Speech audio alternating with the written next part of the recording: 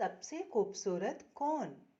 बल खाती हुई पहाड़ियों के दरमियान एक छोटे से गांव में एक बाग खिला हुआ था, जहां हर रंग के जादुई गुलाब खिलते थे। इनमें एक सादा सा गुलाब था जिसका नाम रोज़न था।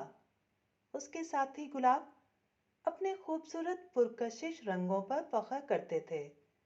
रोज़न की पंखुड़ियां सादा और किसी भी किस्म की आराइश से पाक थीं। एक दिन फ्लोरा नामी एक मेहरबान परी बाग में आई। वो ज़ाहिरी शक्ल सूरत से ज्यादा अंदर की खूबसूरती को पहचानने की ताकत रखती थी। मेहरबान परी फ्लोरा ने रोज़न का इंतखाब किया और उसे एक खास तोहफा दिया, और वो तोहफा था अंदर की खूबसूरती। जैसे जैसे मौसम गुजरते गए, रोज़न एक मुकम्मल खिलता हुआ गुलाब बन गया और उसकी खुशबू मशहूर कुन हो गई। पूरे बाग में रोज़न बहुत ही मेहरबान और मोहब्बत करने वाला गुलाब जाना जाता था।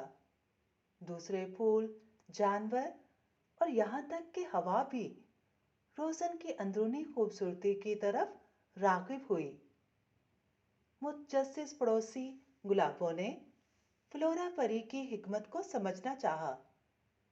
फ्लोरा परी ने उन्हें बताया कि प्यारे दोस्तों, ज़ाहिरी खूबसूरती खत्म हो जाती है, लेकिन अंदरूनी खूबसूरती, रहमदिली और शफकत अबद तक जिंदा रहती है।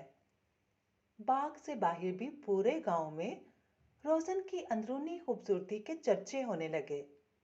गांव के बच्चों ने इस खूबसूरती की तारीफ शुरू कर दी जो रोज़न की वजह से फैली थी।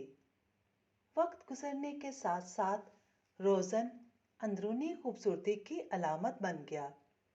यूं रोज़न की कहानी दूर दूर तक फैली, इस लाजवाब सबक को लेकर कि अंदरूनी खूबसूरती, मेहरबानी और मोहब्बत वो सबसे कीमती तोहफा है जो किसी के पास हो सकता है।